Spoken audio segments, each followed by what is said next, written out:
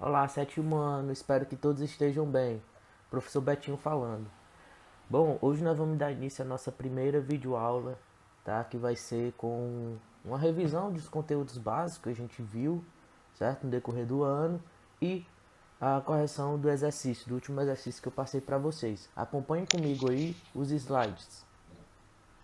Bom, pessoal, o exercício que eu me refiro é esse último que eu passei antes da gente entrar em quarentena, tá bom? Que foi divulgado pela coordenação, certo?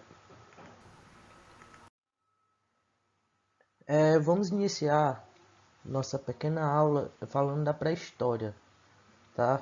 Lembrando que nós já trabalhamos esses conteúdos em sala, que é só uma revisão mesmo, tá? A arte na pré-história é mais do que uma manifestação artística. Trata-se de uma forma de se comunicar e registrar os acontecimentos quando ainda não havia escrita. Então a gente pode caracterizar a pré-história como um período da história antes da invenção da escrita, tudo bem? Além disso, ainda poderia estar relacionado aos primeiros contatos do homem com a religião. De que maneira eram essas manifestações, né? Através de cerimônias, rituais, certo? Estes registros eram feitos nas paredes das cavernas que eram usadas como habitação e por isso ficaram muito conhecidos como pinturas rupestres. Pegando esse gancho de pintura, né? A pintura ela pode ser considerada uma imagem, só que tem uma diferença. A imagem, quando ela é carregada de um significado, quando ela tem uma representatividade, a gente chama de representação imagética. Ou seja, a própria arte, para ser arte, ela tem que ter um significado, um propósito. Quando é uma simples imagem, né? O que é imagem, Roberto? É tudo que a nossa visão pode captar, a gente pode considerar como imagem, tá? Ou imaginar, né? No psicológico, certo? Então, para ser arte, né, precisa ter o significado. E uma pintura, ela é uma representação imagética, porque o artista tem a intenção de transmitir uma ideia e expressar uma emoção. Tudo isso que eu falei, né, sobre arte, que começou na pré-história, sobre a diferença de imagem, de arte, certo? Tudo isso tem um significado, tá? Um significado e intenção. Então, esse significado e intenção na criação artística vai variar, tá? Variam de acordo com o período, lugar e pessoas, ou seja, de acordo com o contexto histórico, certo? Acabamos de falar da pré-história, né? Então, desde os tempos remotos, como na pré-história, o ser humano já procurava fazer representações imagéticas nas paredes das cavernas. Acabamos de falar. Essas imagens podiam ter finalidades místicas, que é o sentido religioso, e de sobrevivência, quando eles retratavam a caça, certo? Na Idade Média, outro período, as imagens das obras de arte possuíam um cunho educativo a serviço da religião. Já no Renascimento, tá, que é outro conteúdo que a gente vai ver, as imagens artísticas procuravam elevar a condição do ser humano a um nível maior. Esse pensamento a gente chama de um pensamento antropocentrista, tá bom? Quando no Renascimento o homem era considerado o centro do universo, certo? Diferente da visão teocentrista, certo? Quando é Deus, é considerado o centro do universo. Continuando, esse pensamento do posicionamento da arte, né? Se é arte, não é arte, a sua relação com o contexto histórico, significa que cada sociedade possui seus próprios valores morais, religiosos, artísticos, entre outros. Isso forma o que chamamos de cultura de um povo. Então a cultura é toda essa gama, certo? É todo esse conjunto de produções artísticas para registro da sociedade, certo? Mas uma cultura, ela não fica isolada, né? Há sempre uma relação, né, de um povo com o outro, principalmente agora com a globalização. E essa cultura ela vai sofrer influência de outras, portanto, nenhuma cultura é estática e sim dinâmica e mutável, ou seja, nenhuma cultura ela é parada, ela é dinâmica, ou seja, está sempre em movimentação e sempre muda com o passar do tempo por conta dessas relações. A arte, né, ao longo dos tempos, tem se manifestado de modos e finalidades diversas. Por isso que é a nossa importância de conhecer o contexto histórico para entender um propósito artístico, porque toda arte ela tem uma função, tá? Então, os grupos sociais veem a arte de um modo diferente, cada qual segundo a sua função artística. Como assim, Roberto? A função artística, né? Para que a arte, né, vai ter uma função específica? Então, qual a função? Por exemplo, aqui, pessoal, esse vaso de Cariátides, né, cultura Santarém, no Pará do Brasil, qual a função que esse objeto tem? Né? Ele foi produzido para ser apreciado? Não, ele foi produzido com uma utilidade para marcar um determinado período, certo? Então eu digo que ele tem uma função utilitária, certo? Então, vaso de cerâmica de argila na cultura santarém, etnia indígena que se desenvolveu na foz do rio Tapajós, no baixo do Amazonas. Então, esse vaso aqui, ele marca uma característica de uma determinada tribo, de um determinado período, certo? Então, por isso que eu digo que ele tem uma função utilitária, certo? Alberto, isso é considerado arte? Sim, porque ele tem um significado, ele representa as características desse povo, tá? Esta peça possuía uma finalidade ritualística e era adornada com ricos detalhes. Cariátides são os nomes das figuras antropomórficas, mistura de humanos com animais, que sustentam o vaso na base, certo? Essas figuras aqui. Então, função utilitária. A imagem do vaso foi só um exemplo, né, da função, mas nós vamos trabalhar agora uma por uma. Por exemplo, a função naturalista, né? Lembra o quê? Então, o natural, a realidade, certo? Então, acompanha a leitura aí, ó. O que interessa é a representação da realidade ou da imaginação mais natural possível para que o conteúdo possa ser identificado e compreendido pelo observador. De que maneira? Essa função naturalista ou realista, né, tanto faz você falar uma ou outra, ela tinha um, um uso mais comum antes do século XIX, certo? Por quê? Qual a função da fotografia hoje em dia?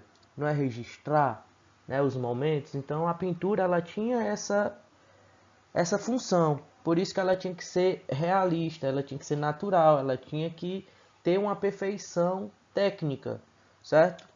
Então, essa obra de arte considerada naturalista mostra uma realidade que está fora dela, retratando objetos, pessoas ou lugares. Então, vocês podem associar, né, a função naturalista como a função da fotografia hoje em dia, certo? Para a função naturalista, o que importa é a correta representação, no caso, perfeição técnica, para que possamos reconhecer a imagem retratada. A qualidade de representar o assunto por inteiro. Então, o que importa é a qualidade, é a imagem, se está bem clara, certo? Para quê? Para poder transmitir de maneira convincente o assunto para o observador. Então, pensem na função naturalista como comparando a função da fotografia hoje em dia, tá? A realidade, tudo bem? Por exemplo, aqui, ó. Aqui nós temos uma pintura a óleo do artista que retrata uma situação de modo realista com personagens humildes tirados do cotidiano brasileiro da época. A perfeição da técnica da pintura ressalta a intenção de representar a imagem o mais natural possível. Então, essa imagem aqui ela é considerada naturalista porque olha a qualidade, né, da imagem. A gente pensa até que parece uma fotografia, né? Então A função naturalista ela tem essa característica peculiar, tá? O nome desse quadro, dessa pintura é Recado Difícil, de Almeida Júnior, Rio de Janeiro, Brasil, de 1995, 1895, certo? Continuando, né, nós acabamos de ver a função naturalista, certo? A função formalista, ela vai atribuir uma maior qualidade da forma na forma de representação da obra, preocupando-se com seus significados e motivos estéticos. Então, diferentemente da função naturalista, a função formalista, ela atribui o significado, né? Então, o significado da imagem, da arte, é mais importante do que a própria arte, né? A beleza da arte, certo? Então, muitas vezes você pode se deparar com uma pintura que você não acha bonita, mas qual a função dela, né? Dessa pintura? Qual o significado dela? É isso que trata ela uma pintura interessante, porque pelo seu significado, certo? A função formalista trabalha com os princípios que determinam a organização da imagem, os elementos e a composição da imagem. Então, lembrando, função naturalista, retratar a realidade. Função formalista, o significado da produção artística é o mais importante, certo? Vamos agora à correção do exercício. O que são representações imagéticas? Nós acabamos de ver, né, o conceito. Então, é tudo aquilo que nosso sentido da visão pode captar em... Não, isso daqui é o que? É imagem, tá? Imagem. Coisa feia, medonha, né? B. São imagens carregadas de significados organizados ou não de maneira consciente com valores artísticos. Com valores artísticos, sim, tá? São imagens carregadas de significados organizados ou não de maneira consciente sem valores artísticos, então está incorreto. São representações da realidade que é registrada com imaginação, não, tá bom? Porque nós vimos que na função formalista não necessariamente ele vai retratar a realidade, tá bom? Então, alternativa B. O que foi a pré-história? Então, vocês podem responder aí que foi o período, né, da história que vai desde o início da civilização humana até o aparecimento da escrita, tá bom? No Renascimento, as imagens artísticas procuravam elevar a condição do ser humano a um nível maior, pois a sociedade da época tinha um pensamento que o homem no centro do universo, como é que a gente chama? Antropocentrismo, tá? Então, pensamento antropocentrista. As principais características do Renascimento são, dava para vocês terem respondido pesquisando, né, isso daqui, valorização da estética do artística na antiguidade clássica, visão de que o homem é o principal decisivo elemento na condução da história da humanidade e importância da ciência e da razão. Sim? Sim, tá? Então essa é a característica do Renascimento. Valorização estética da artística da antiguidade clássica, visão de que Deus não. Então é um pensamento antropocentrista, então não é Deus como principal elemento, tá? Valorização estética artística na pré-história, não, certo? Isso daqui é o período da Idade Média, certo? Do Renascimento. Valorização estética artística da antiguidade, não é antiguidade. Então, a alternativa correta, alternativa A. Cite alguns exemplos dos grandes autores do Renascimento. Essa aqui é bem simples, né? Vocês lembram das tartarugas ninja, né? Então, quais são? Nós temos Leonardo, né? O Leonardo da Vinci. Rafael Sanzio, tá? Donatello e o Michelangelo, certo? São um dos grandes autores do Renascimento. Voltando para a pré-história, né? O que o homem pré-histórico costumava pintar nas paredes e como se chamava esse tipo de arte? O que eles costumavam pintar? Então, registro do dia a dia, né? A caça, ou registro de rituais religiosos, certo? E a gente chama esse tipo de arte de arte rupestre ou pintura rupestre. Aí agora o último conteúdo que a gente viu, né? Função pragmática utilitária com o vaso, certo? A função naturalista, nós vimos aquela imagem do menino, e a função formalista, tá? Então a intenção dessa função é o que? É o significado, tá? Na função pragmática, vamos ver aqui, ou utilitária, a arte serve como meio para se alcançar um fim não artístico, não sendo valorizada por si mesma, mas pela finalidade. Então, para que serve? Certo? Então, lembrem, função pragmática utilitária, os objetos de cultura, certo? Então, para que ele era servido? Então, qual a finalidade? Pedagógica, religiosa, política ou social? Então, a função pragmática. A função naturalista nós já falamos, né? Representação da realidade. E a função formalista atribui maior qualidade na forma de apresentação da obra, preocupando-se com o significado. Então, tá aqui a palavra-chave, tá? Significado é mais importante do que a visão estética, tá bom?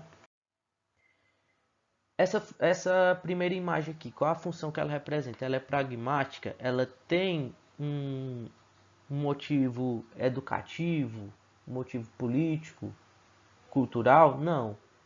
Ela é naturalista? Sim, tá? Porque lembra lá da representação da realidade, certo? Essa outra imagem aqui, qual a função ela representa? Né? Ela vai significar o quê?